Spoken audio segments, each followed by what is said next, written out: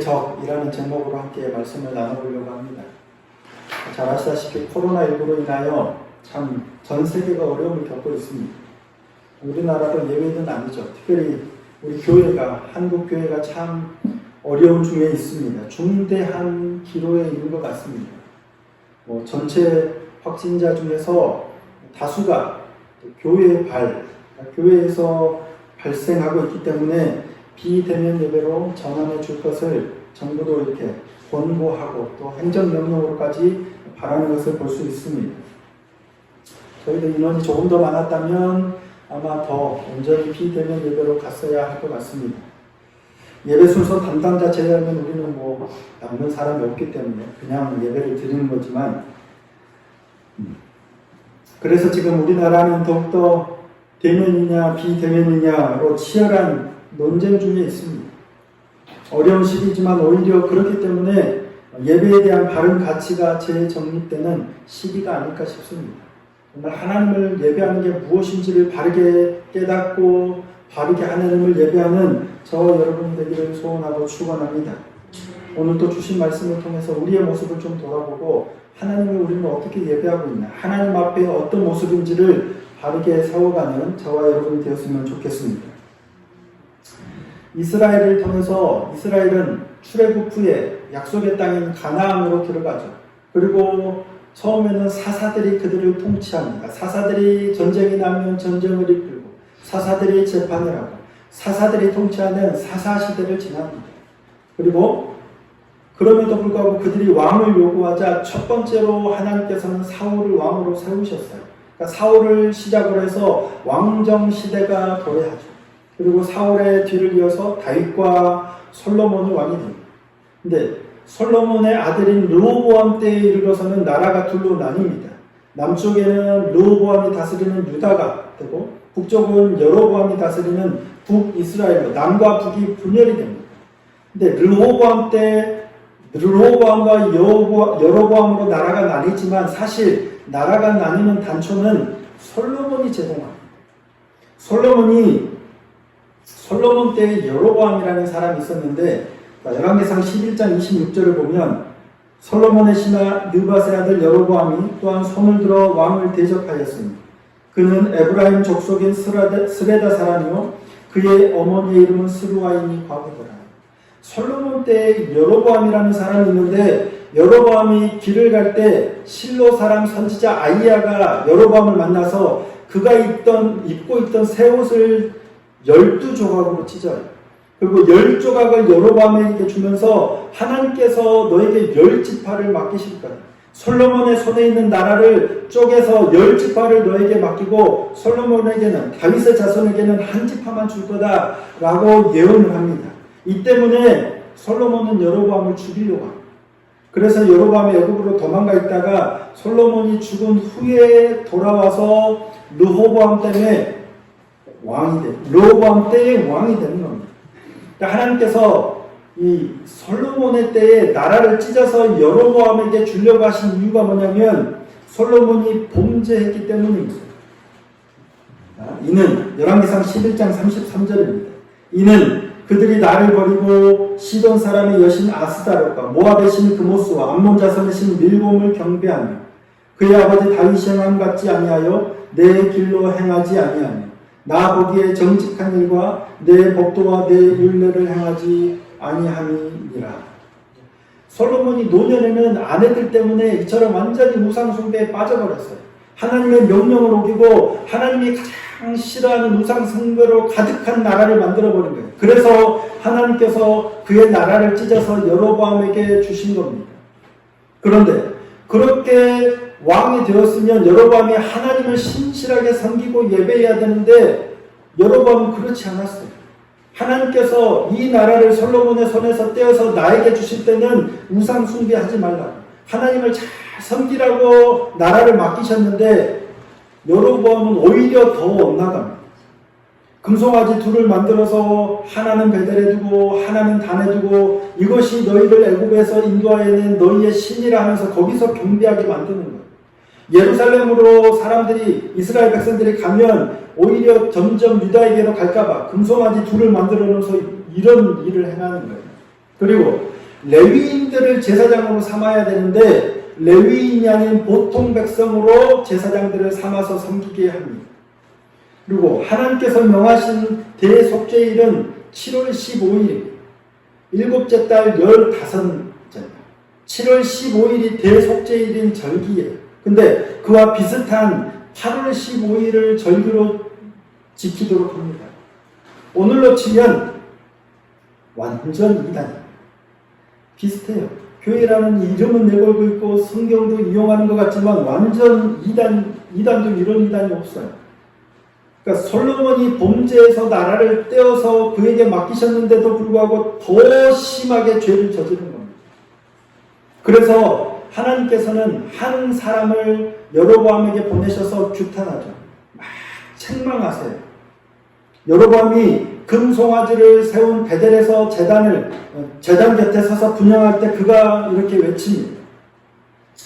하나님의 사람이 제단을 향하여 여호와의 말씀으로 외쳐 이르되 제단아 제단아 여호와께서 이와 같이 말씀하시기를 다윗의 집에 요시야라 이름하는 아들을 낳으리니 그가 내 위에 분향하는 산당 제사장을 내 위에서 제물로 바칠 것이요 또 사람의 뼈를 내 위에서 사르리라 하셨느니라 하고 그날에 그가 징조를 들어 이르되 이는 여호와께서 말씀하신 징조라 제단이 갈라지며 그 위에 있는 자가 쏟아지리라 하매.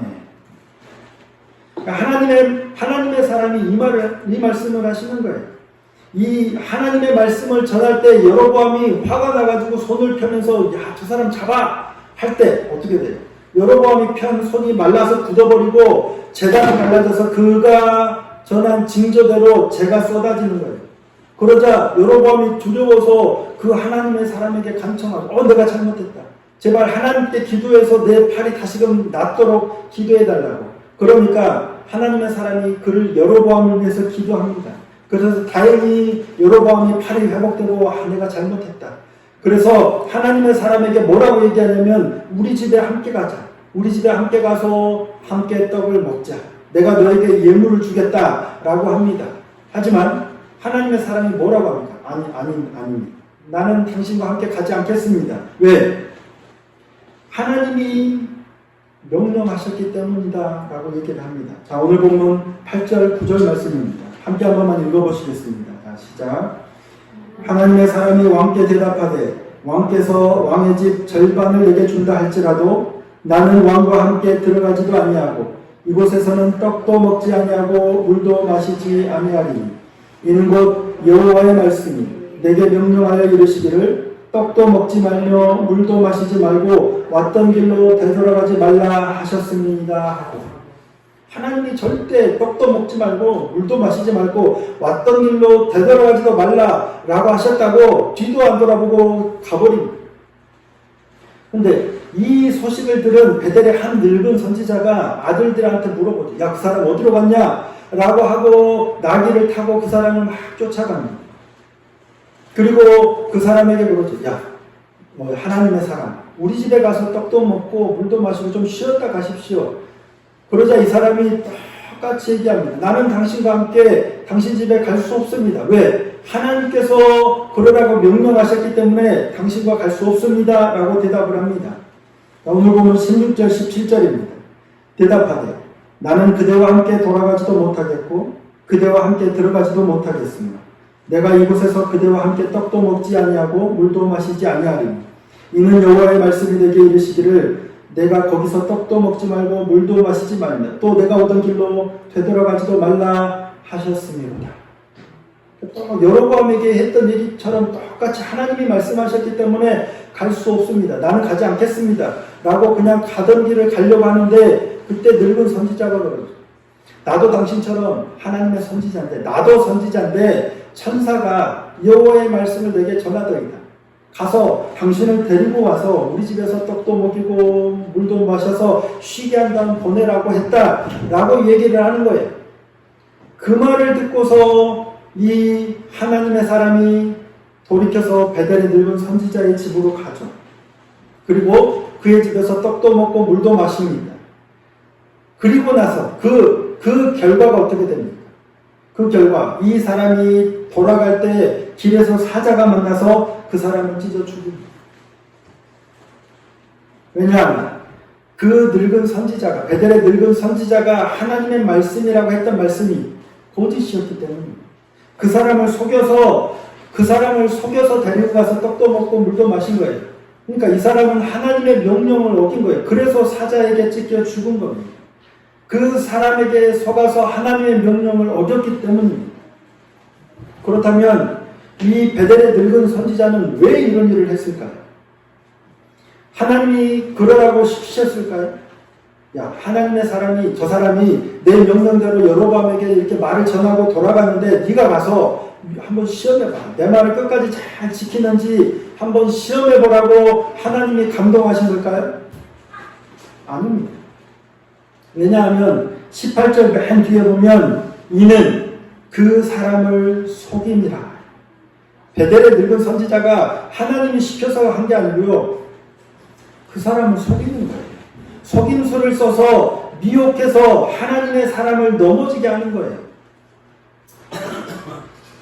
그러면 베델의 늙은 선지자가 선지자인가요? 아닌가요? 선지자가 아닌 것 같죠. 하나님의 선지자가 어떻게 이런 짓을 합니까? 하나님의 말씀대로 하나님의 일을 하고 있는 사람을 속여서 어떻게 죽음에 이르게 하는 짓을 하나님의 선지자가 어떻게 하냐고요. 선지자가 아니죠. 그런데도 그는 여전히 선지자의 모습을 하고 있다는 게 문제입니다. 어찌 보면 그도 선지자예요.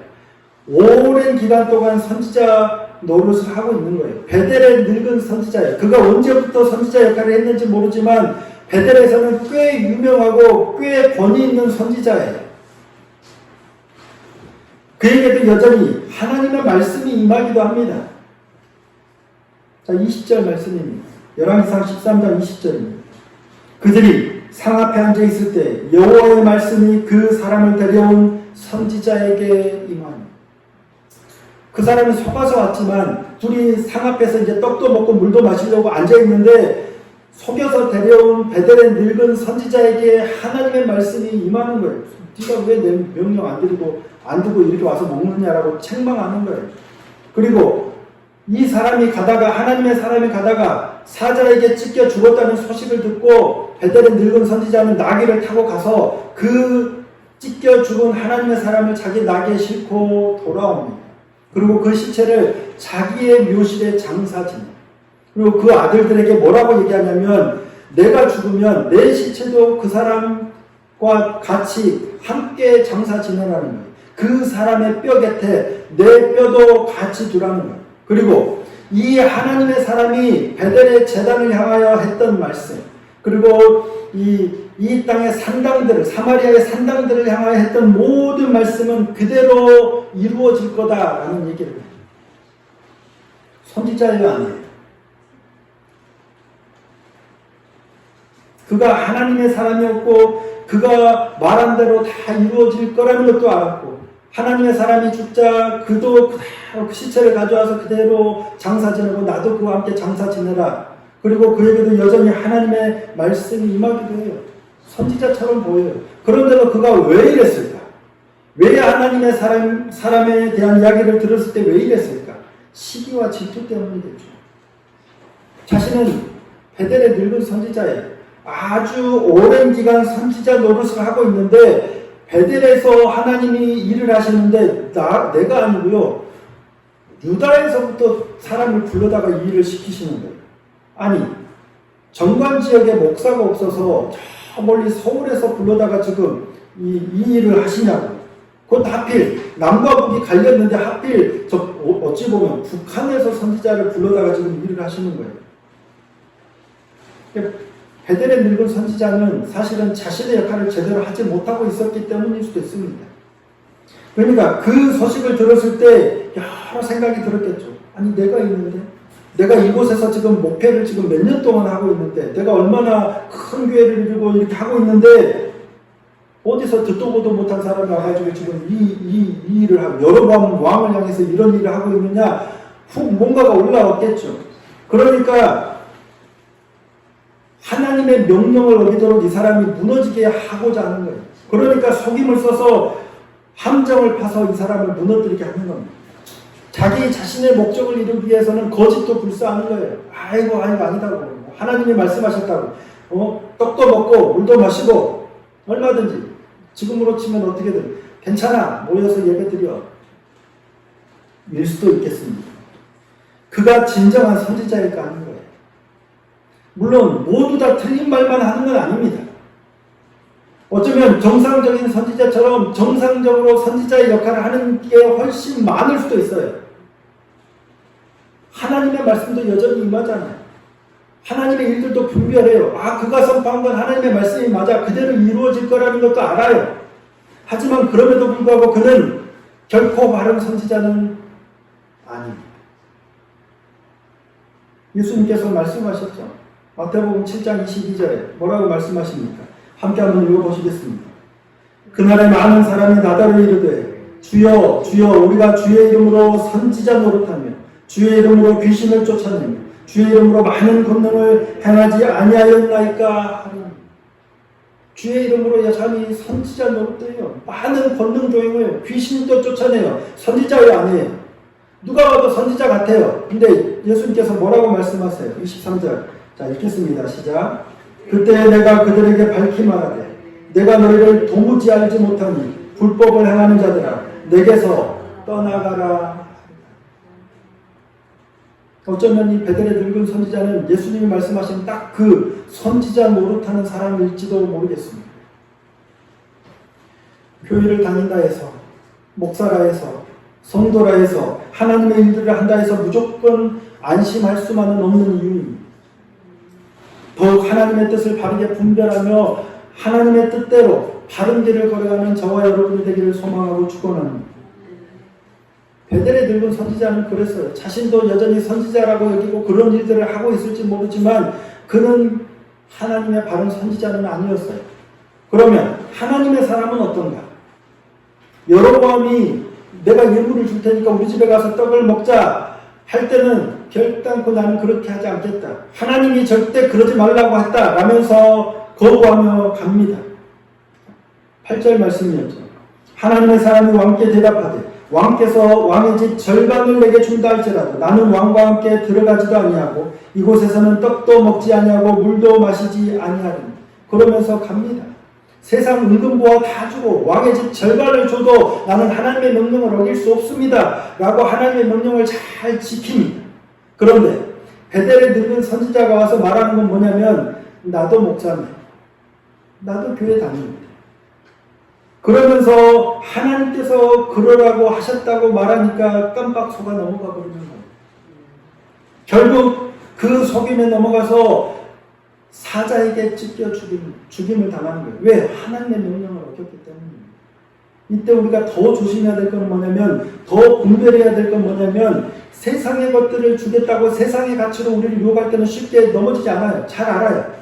그건 세상적인 거야. 나 거기에는 넘어가지 않을 거야. 잘 분별할 수 있는, 쉽게 어찌 보면 분별할 수 있어요. 내가 그것들을 취한다고 할지라도, 내가 이러면 안 되는데? 내가 하나님의 명령을 어기고, 이렇게 가면 안 된다는 걸 알면서도 지을 수는 있어요. 근데, 우리가 더 속기 쉬운 건 뭐냐면, 분별하기 어려운 건 뭐냐면, 하나님의 이름으로 무언가가 우리에게 주어질 때, 이거는 교회에서, 목사님, 이렇게 하자라고 할 때는, 속기 너무 쉽다는 거예요.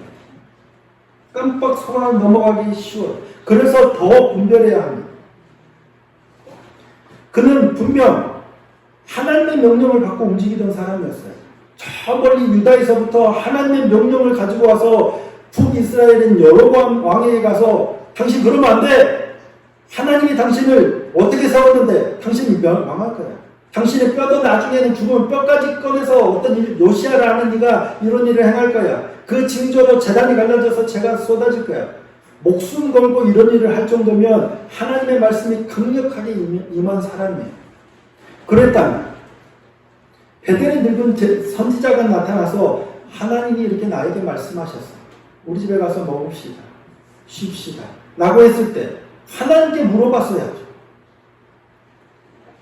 하나님의 음성을 못 듣는 사람도 아니에요.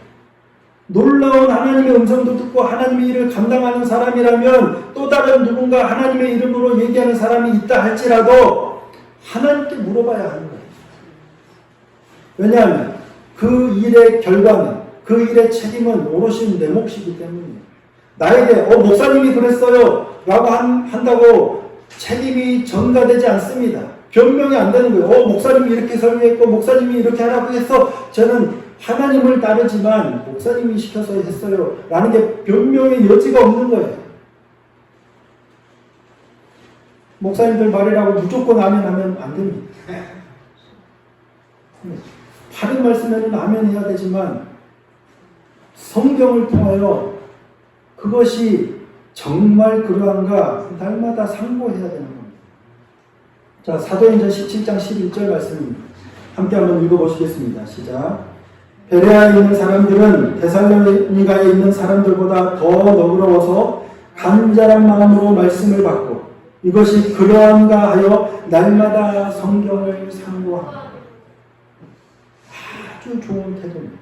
우리가 반드시 견지해야 할, 갖추어야 할 태도입니다. 뭐예요? 간절한 마음으로 말씀을 받아요. 그렇죠. 간절한 마음으로 말씀을 받고 이것이 그러한가 하여 날마다 성경을 상고해야 된다는 거예요. 목사님이 이렇게 말씀하셨는데 간절한 마음으로 하고 받았지만 이것이 정말 그러한가 해서 날마다 성경을 상고해야 된다는 얘기예요. 특별히 코로나 시대를 살아가는 오늘 저와 여러분에게 이 자세가 더 필요한 것 같습니다. 많은 목사님들이 다양한 주장들을 합니다. 어떤 일은 이렇게 해야 된다, 어떤 일은 저렇게 해야 된다.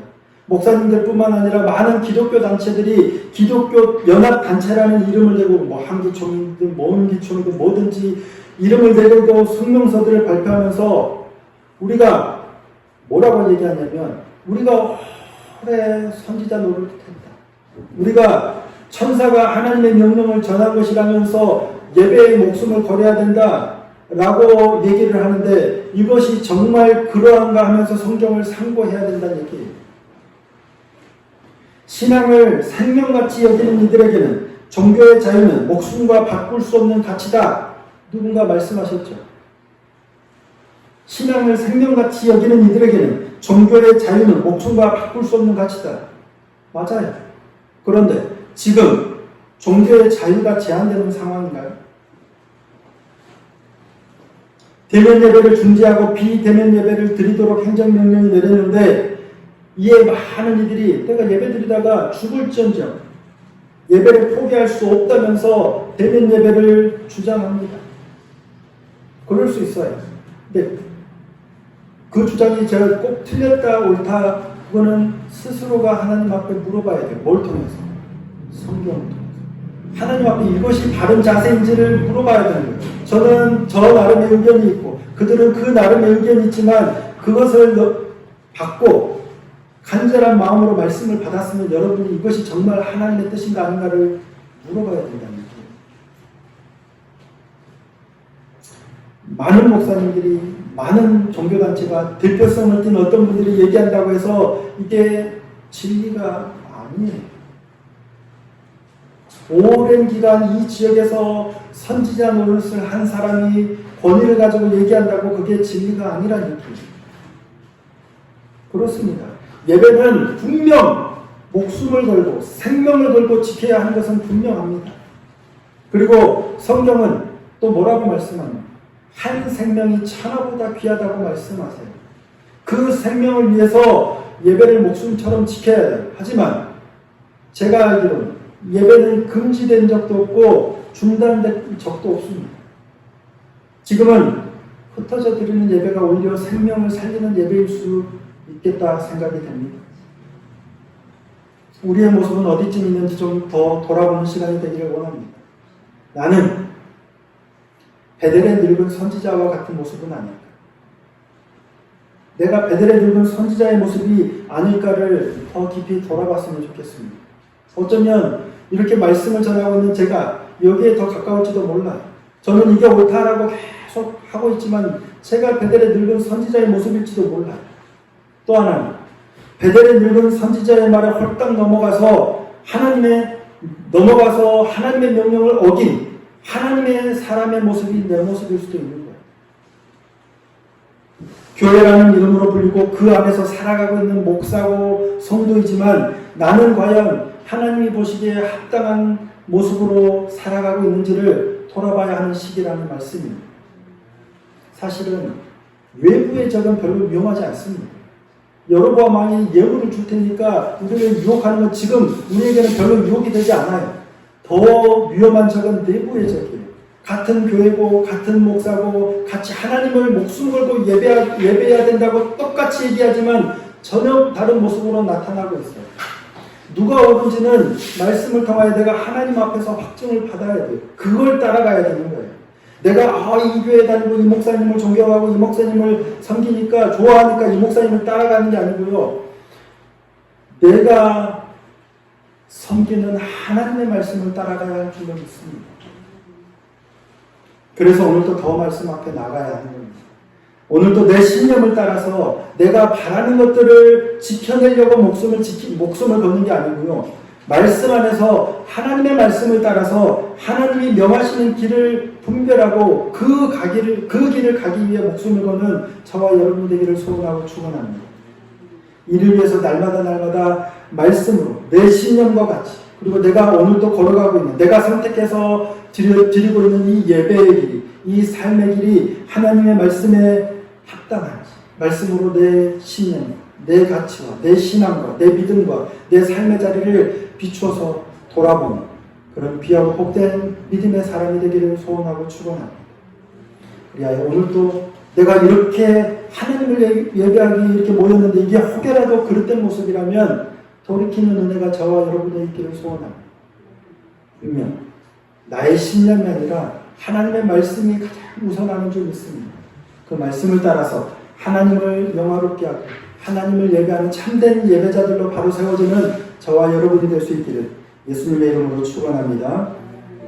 주 사랑 내게 있네 그 사랑이 날 채우네 주 은혜 내게 있네 그 은혜로 날 세우네 세상 소망 다 사라져가도 주의 사랑은 끝이 없으니 살아가는 이 모든 순간이 주의 힘을 나는 믿네 세상 속